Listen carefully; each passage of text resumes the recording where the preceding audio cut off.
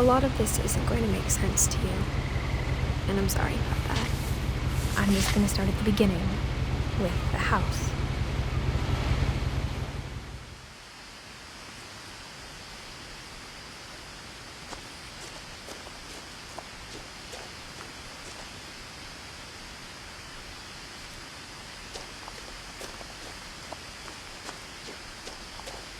I lived here until I was 11, but I wasn't allowed inside half the rooms.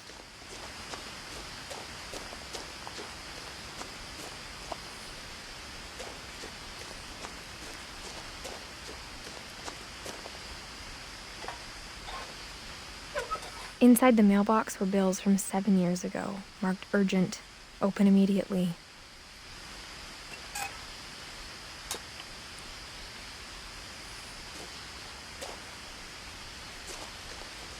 I hadn't been back since my brother Lewis's funeral.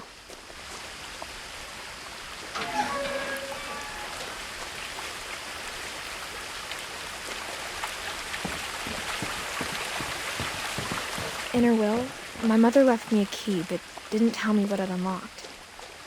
Maybe she thought I'd know, or she thought that the mystery would be enough to bring me back.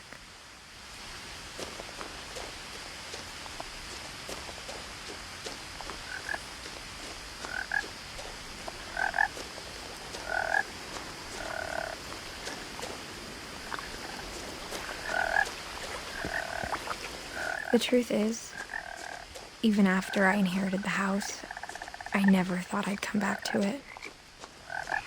But now I had questions about my family that only the house knew the answers to.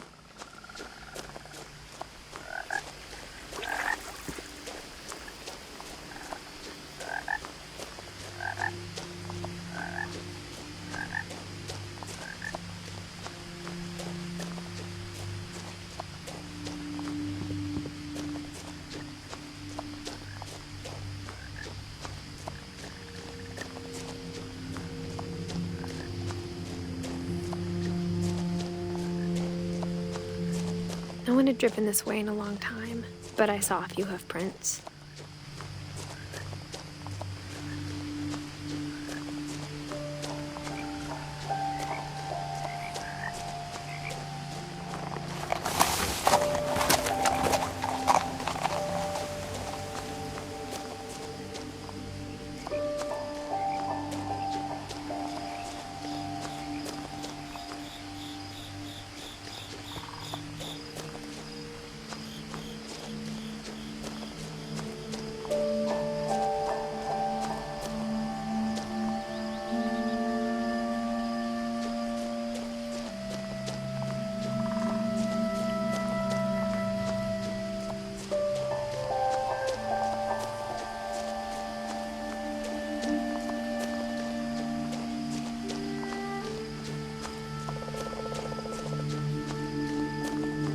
The woods around the house have always been uncomfortably silent.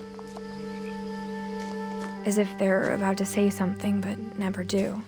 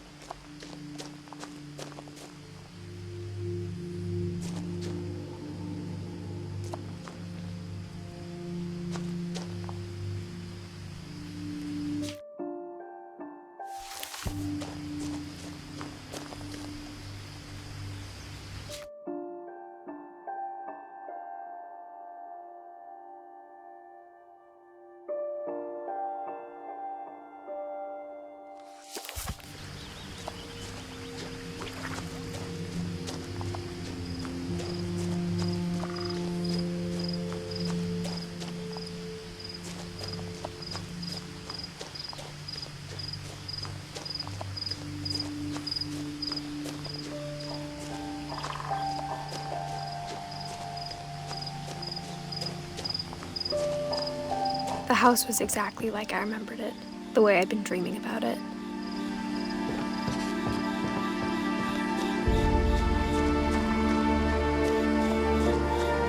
As a child, the house made me uncomfortable in a way I couldn't put into words. Now, as a 17-year-old, I knew exactly what those words were.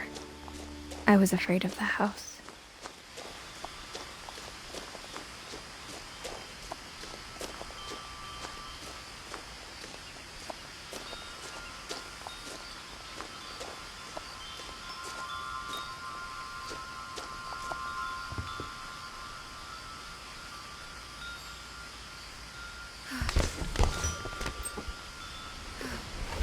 Crawling through the doggy door used to be a lot easier when I was 11.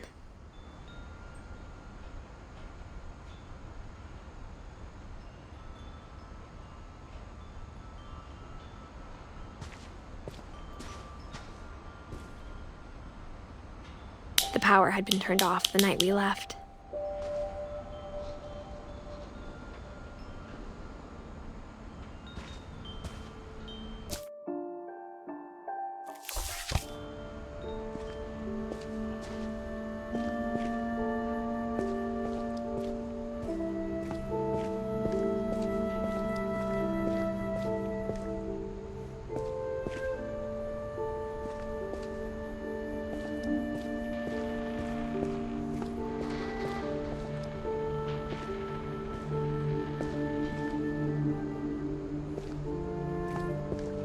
For the first time in years, I felt like I was home.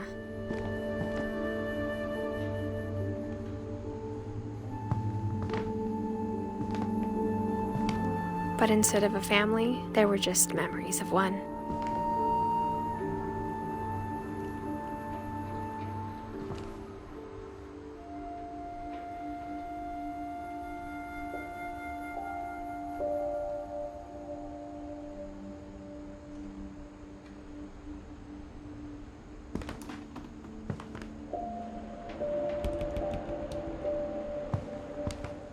Like how only one restaurant would deliver to our house, so we had Chinese a lot.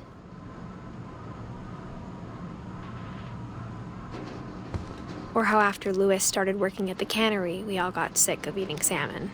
Except our cat, Molly.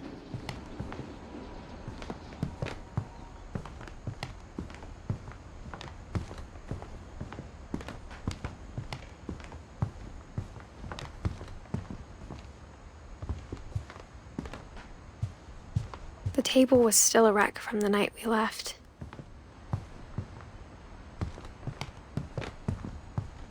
It was like a bomb. My mom was the only one of us who could imagine Great-Grandma Edie living in a nursing home.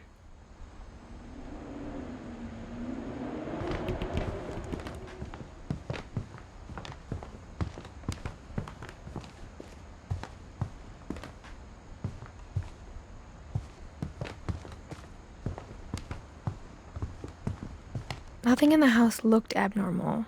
There was just too much of it, like a smile with too many teeth. Even the fireplace had a story. Edie told me the bricks came from the original house, after it sank.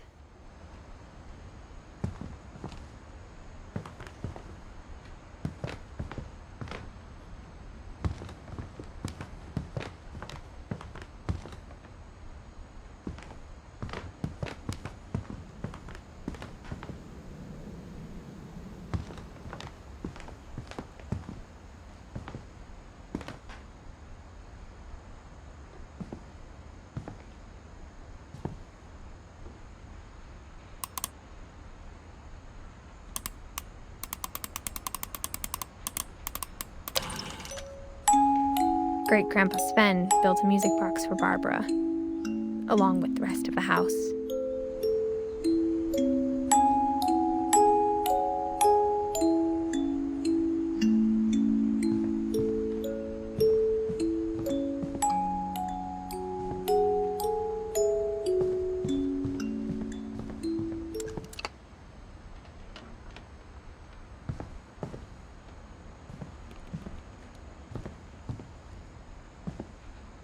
A lot of things got left behind in the whirlwind of that last night.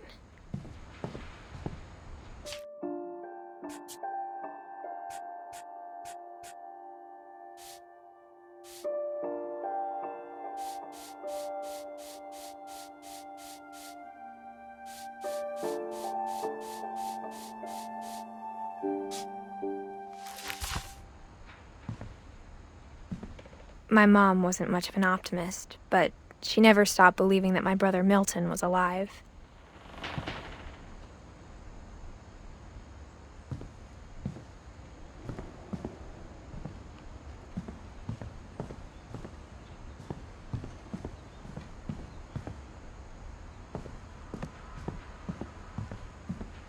Mom always told me to stay out of the basement, so I wasn't too surprised when the key didn't fit.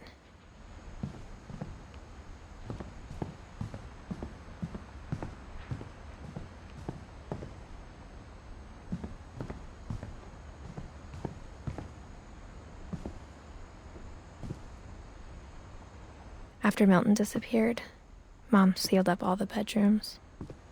Then Edie retaliated and drilled peepholes.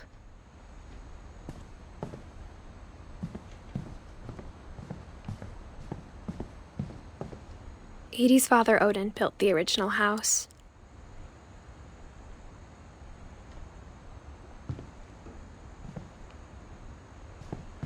Whenever people ask me about my family, the first thing they always want to know about is Barbara.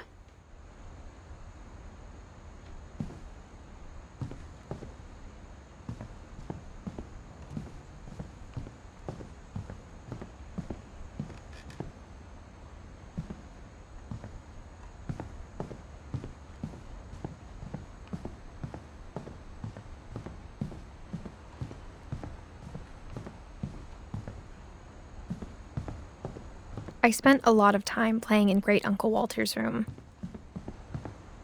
I think my mom sometimes regretted not sealing it up. Lewis told me there were secret passages, but I never believed him.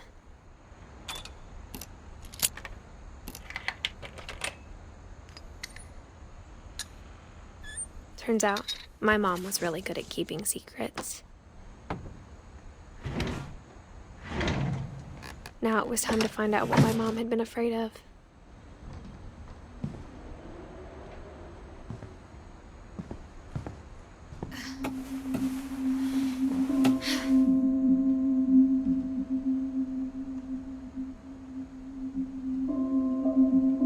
From the paintings on the wall, it was clear my brother Milton had been here before me.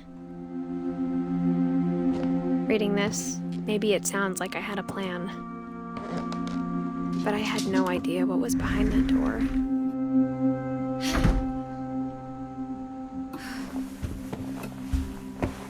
Just like I had no idea where all this was gonna lead.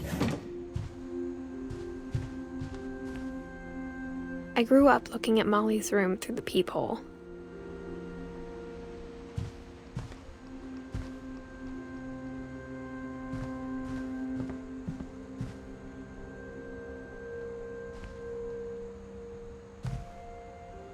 I got the sense Edie had spent a lot of time here, before my mom sealed the doors. December 13th, 1947. Dear Diary, I'll be gone soon, but I wanted to tell somebody about what's gonna happen. It started when Mom sent me to bed without dinner. I woke up and I was starving, so I looked around for something to eat.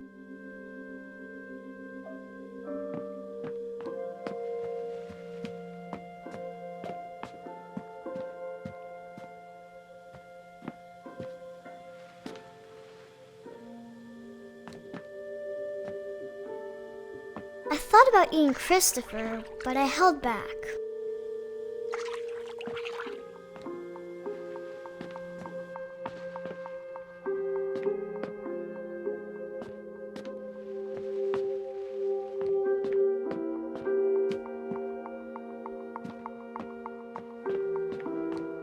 My Halloween candy was all gone. The gerbil food was dry, but I didn't mind it.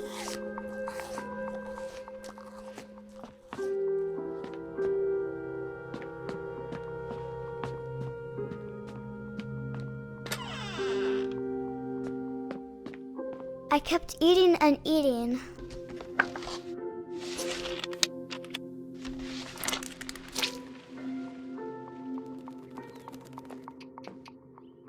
I ate a lot of things that night.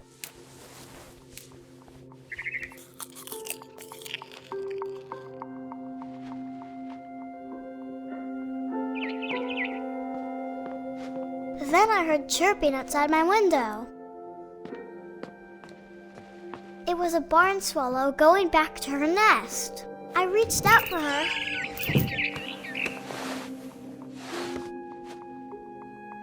And suddenly, I was a cat.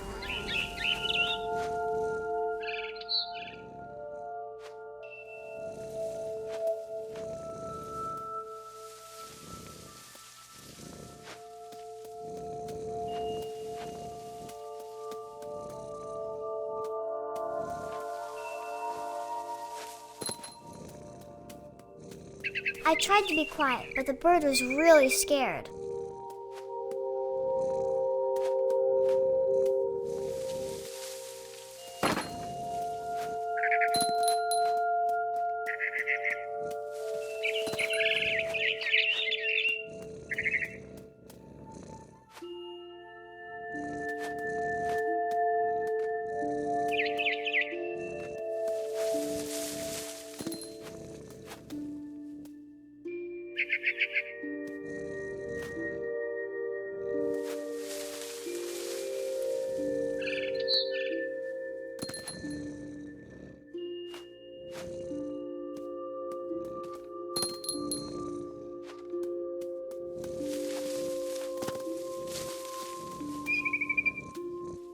Mom and Dad didn't even look at me.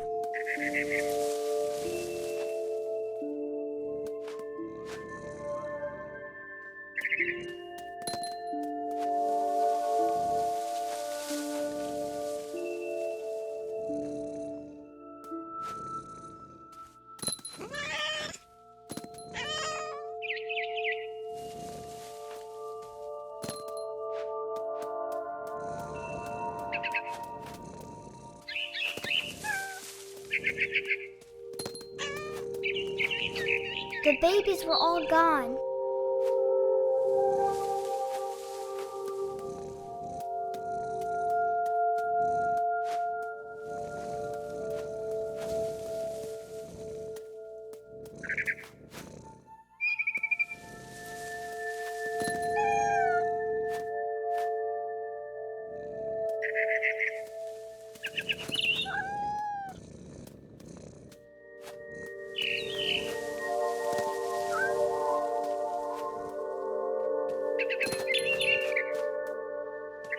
I jumped and I almost got her.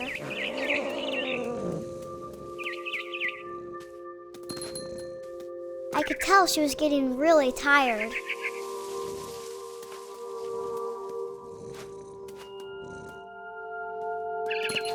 Now I was up in the big tree. I promised Dad I wouldn't climb it anymore. All I cared about was eating that mama bird.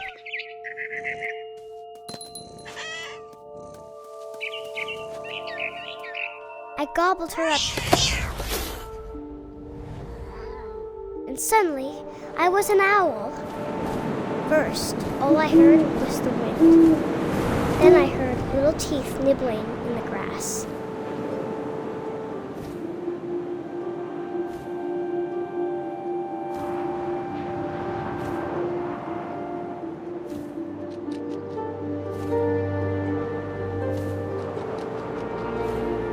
Rabbits.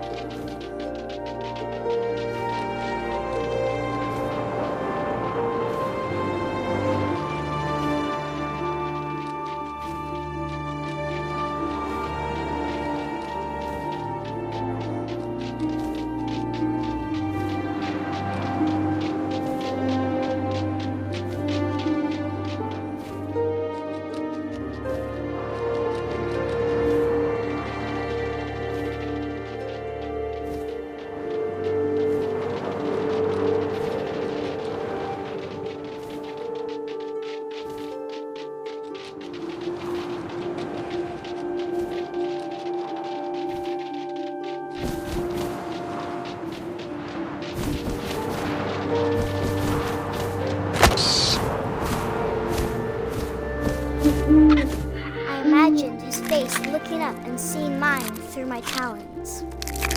I swallowed him up, and I didn't chew one bit. Then I flew off to find something bigger.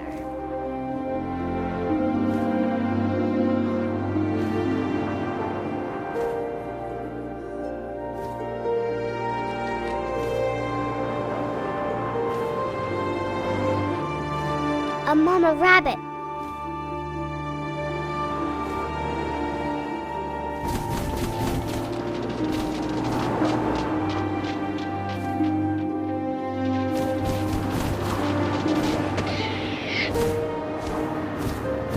She was almost too big to carry. I started choking, but I couldn't stop eating. And suddenly, I was a shark.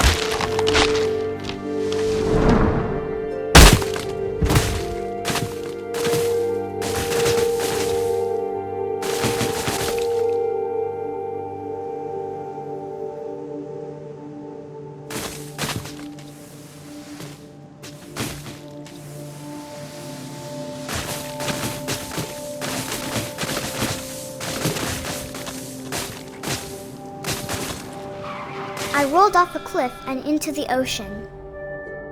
Now, I was hungrier than ever.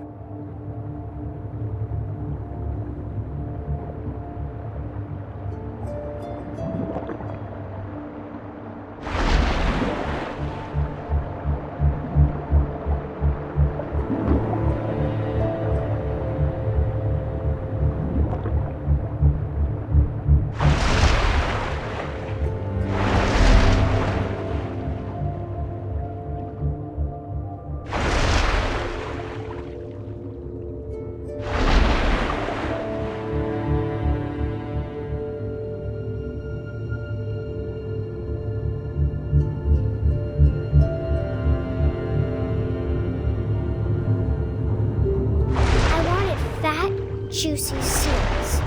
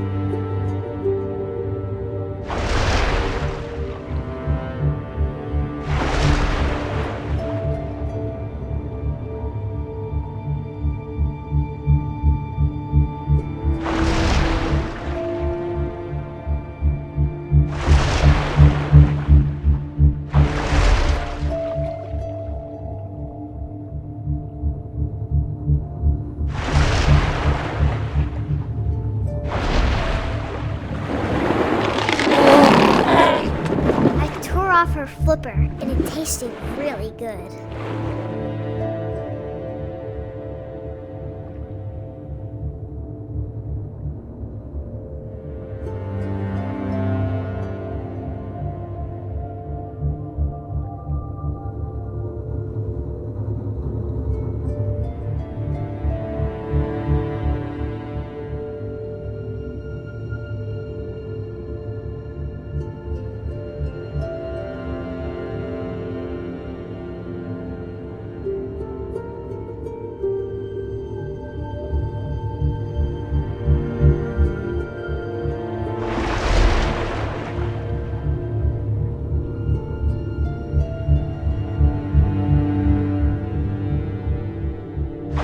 grabbed on tight.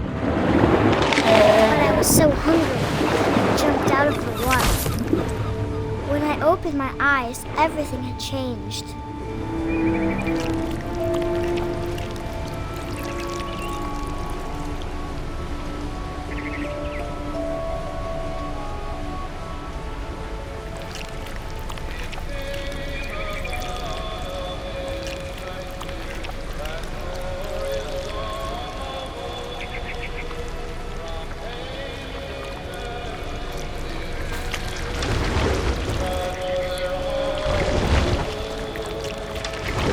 A monster, and I smelled people everywhere.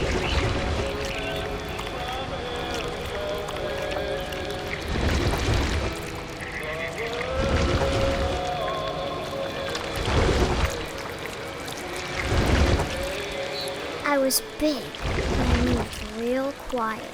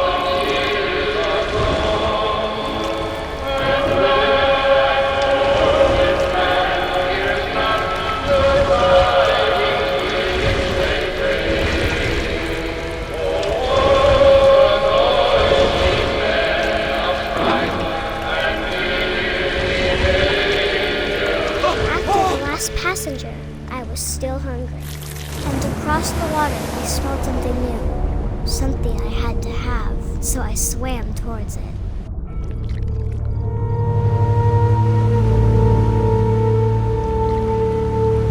I slithered onto the sand, and the good smell went into an old pipe.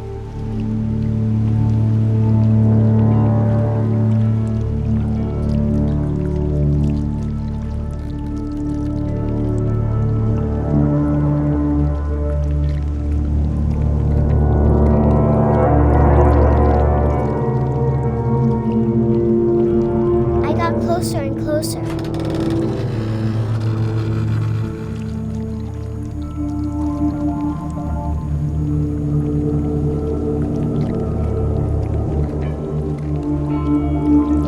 All of my stomach started growling. And suddenly, I was me again. I held my breath for a long time, but I couldn't hear anything. I think it's waiting for me to fall asleep. But it's not going to wait much longer. It needs to feed, and we both know I will be delicious.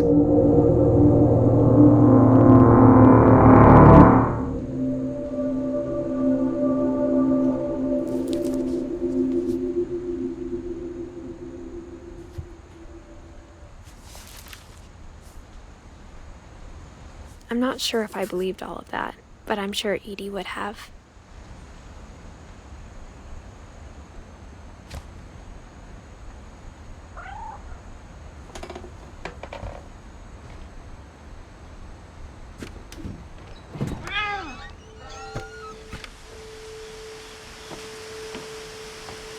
This will be obvious later, but my mom never told me any of these stories.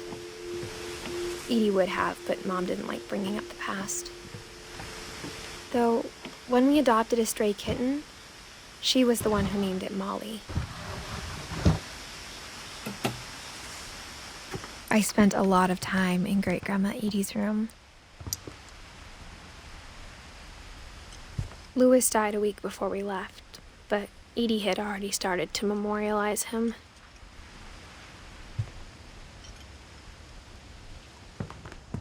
Her room was like a museum.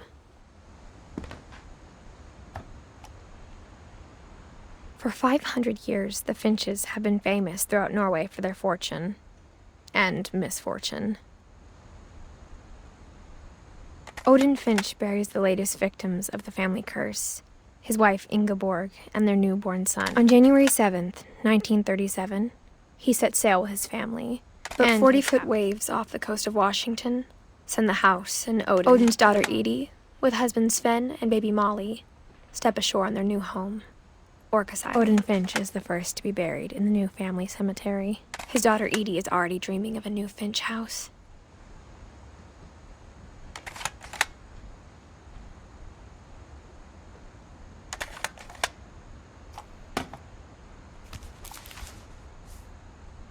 Whatever's wrong with this family, it goes back a long ways.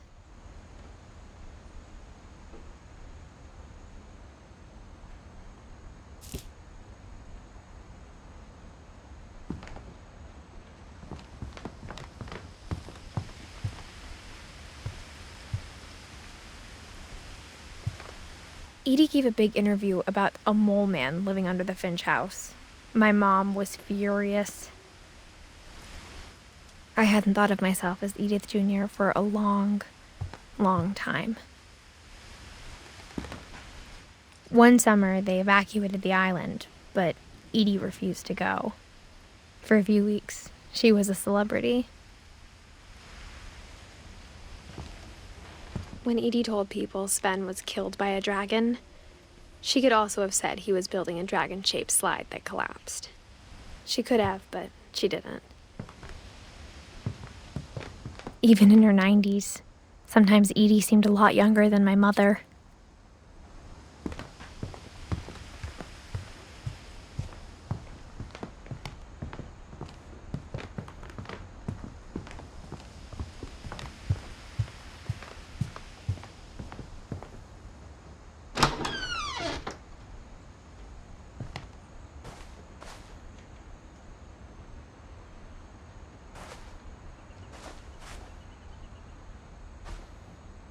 The only trace Grandpa Sam's first wife, Kay, left on the house was the pink bathroom.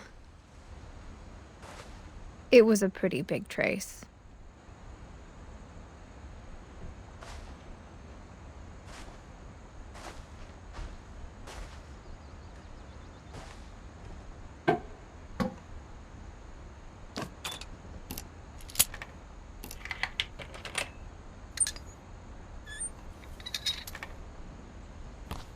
There's a secret in this bathroom.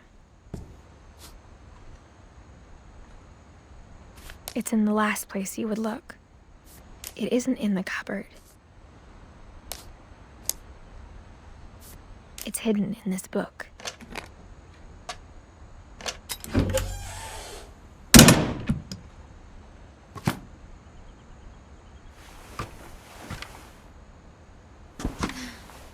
Sven gave Sam an old camera he'd refurbished. He never put it down.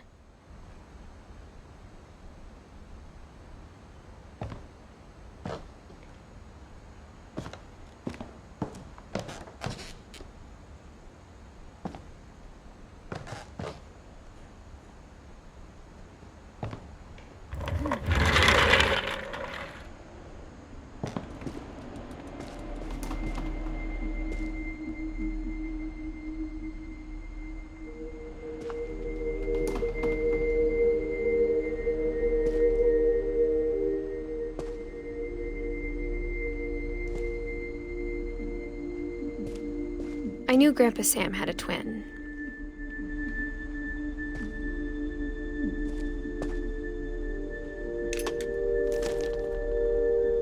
And that he never talked about him.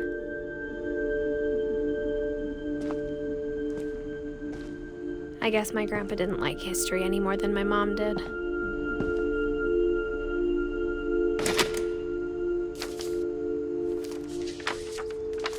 How I Want to Remember My Brother by Sam Finch.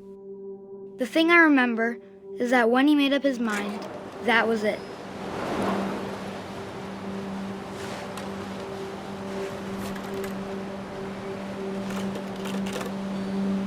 My brother said he'd die before he ate another mushroom, and he did.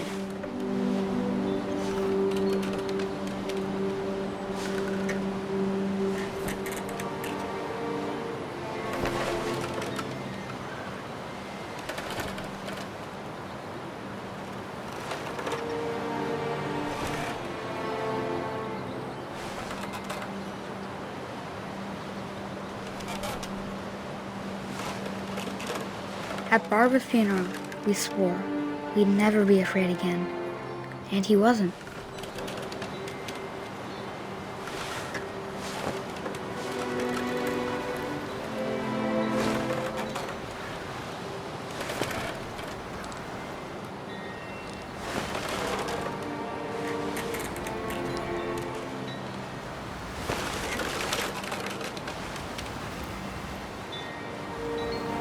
I think Calvin always wanted to fly.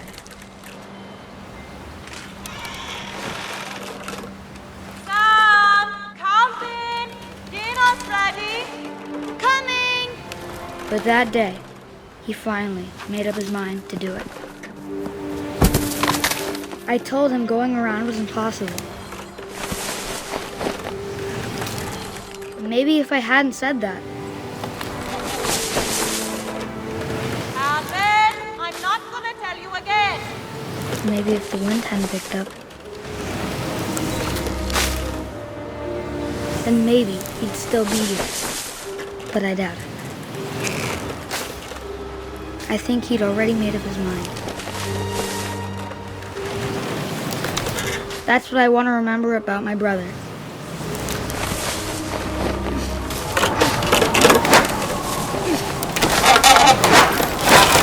The day he made up his mind to fly.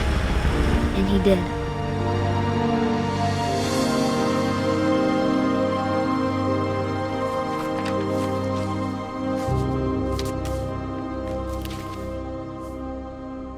Calvin's story felt strangely familiar. When I was younger, I remember trying to do the exact same thing.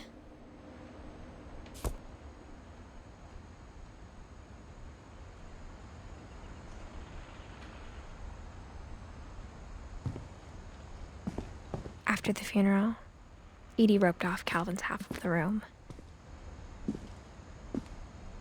Mom said Grandpa Sam enlisted at 18 and never set foot in the room again.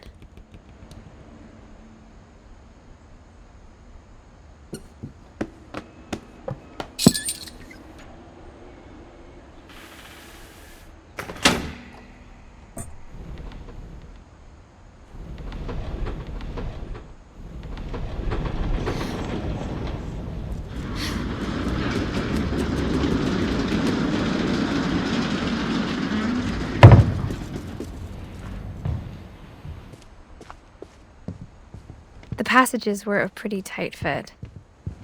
They'd obviously been built for smaller hands and bellies.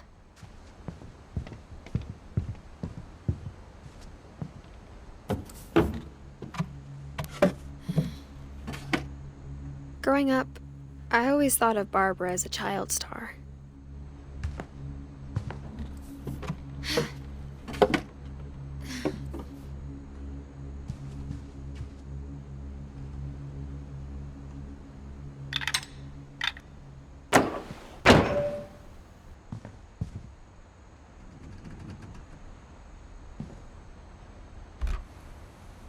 Barbara was a child star for 2 years, until America grew out of it.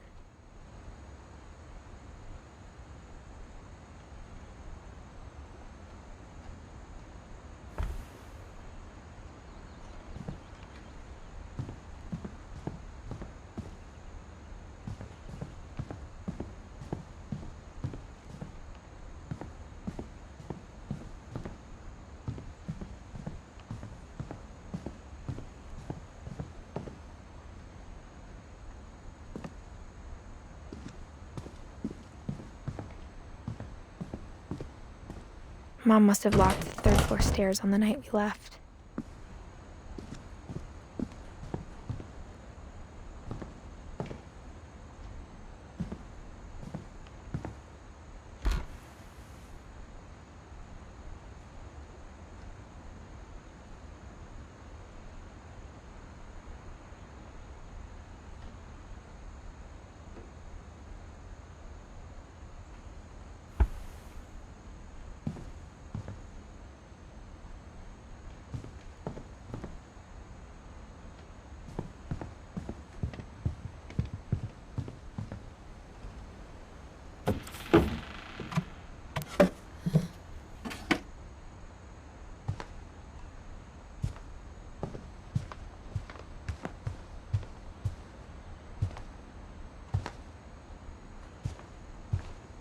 I never thought about how hard it must have been for her afterwards.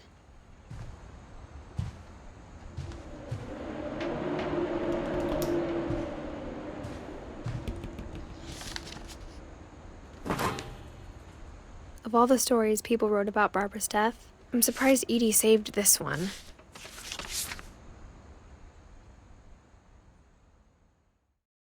Old Jack here with another ghastly tale inspired by America's most unfortunate family. I'm calling it The Surprise Ending of Barbara Finch. As a child star, Barbara was famous for her scream. Now at 16, she was all washed up. A has-been. But in a lucky break, she'd been asked to perform her signature scream at a local convention for monster movie fans. It was just the boost her career needed. Unfortunately, her scream hadn't aged well. Getting better. I think you just need the right motivation. Her biggest fan and current boyfriend, Rick, was about to demonstrate when... Now that was a great scream. It was Barbara's father, Sven.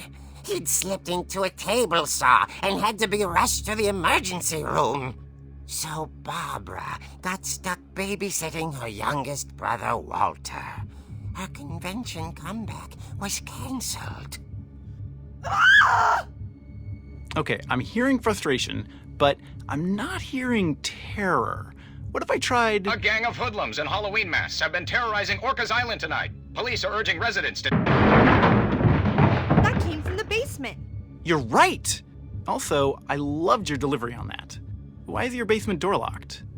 Because my dad likes making puzzles and secret passages. There's a key hidden in the music box. The secret is to keep winding and winding until finally the key pops out. Thanks, babe. I'll be back in a sec. 20 minutes later, Rick hadn't returned. So Barbara went to look for him, right on cue. She reached for the music box.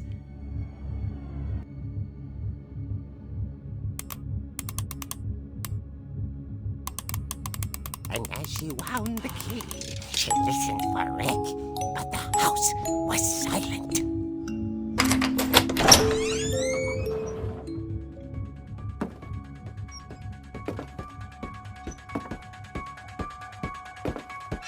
She found Rick's crutch and imagined the worst.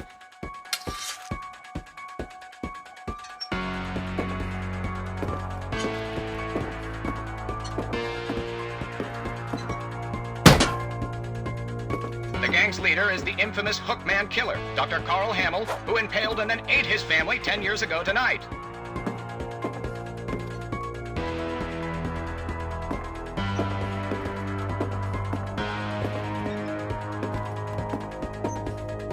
The old fridge rattled and grew still.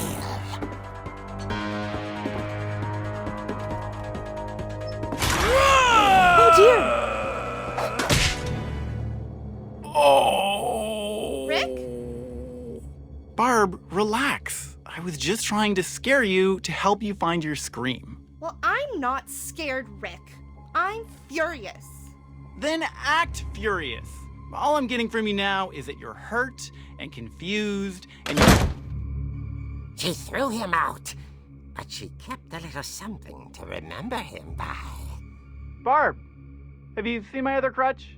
And she was still holding it when she fell asleep watching the late picture show. Hours later... Barbara! Walter, what's going on up there? Ah! Okay, I'm coming up, but if this is a trick, you're dead, Walter.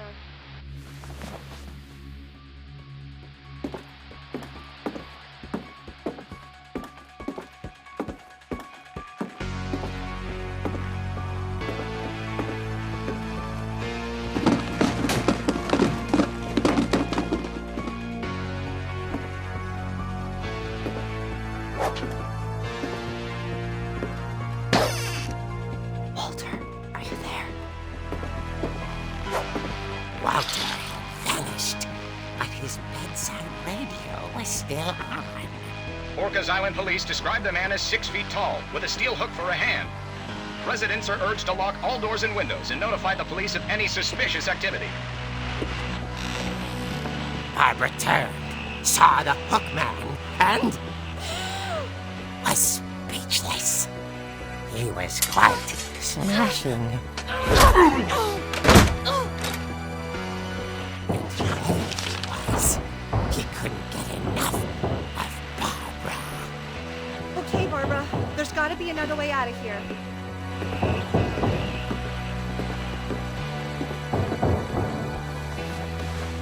That night, she played her part beautifully.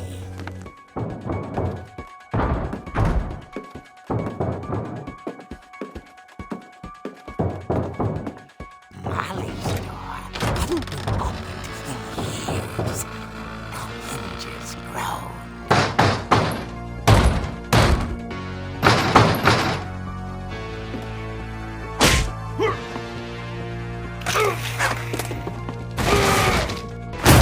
He wasn't moving, but she sensed the story might not be over yet.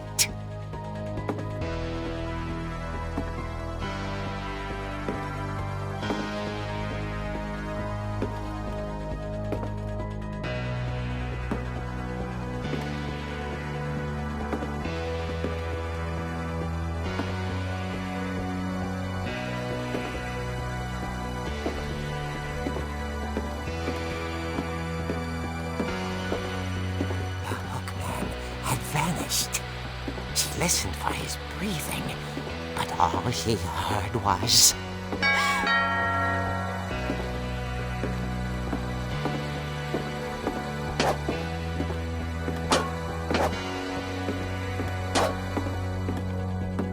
Someone at the door was dying to speak to young Barbara. At the door, she heard whispering. Was coming from inside the house.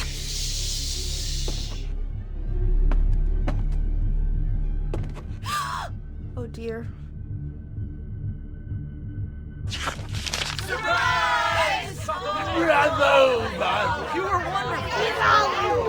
monsters had come to surprise her. For Barbara, it was a dream come true. Then she saw what kind of monsters they were, and she realized what was about to happen. She was going to be famous. And with her final breath, Barbara Finch gave the performance of her life.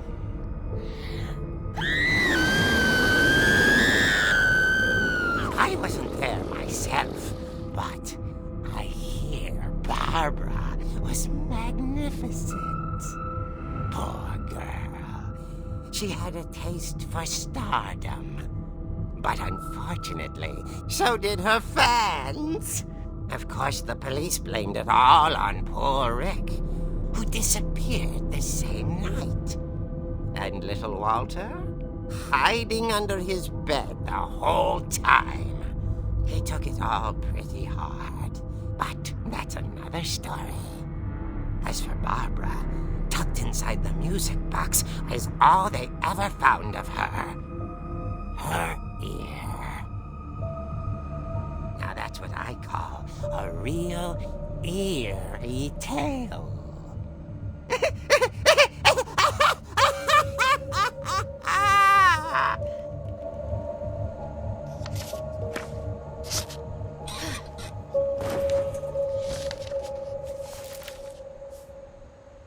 Edie told me all Barbara wanted was to be remembered, as absurd as that comic was. Maybe what Edie saw was a happy ending.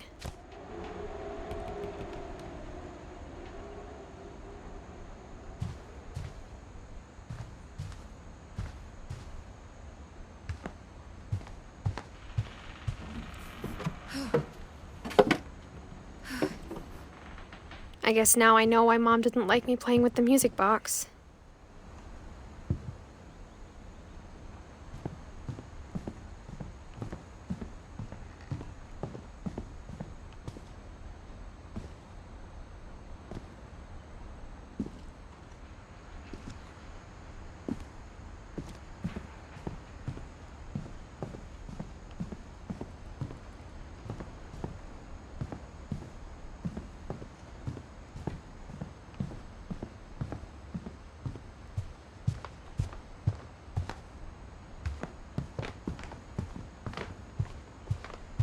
funny. All those times I played with the music box and never found the basement key.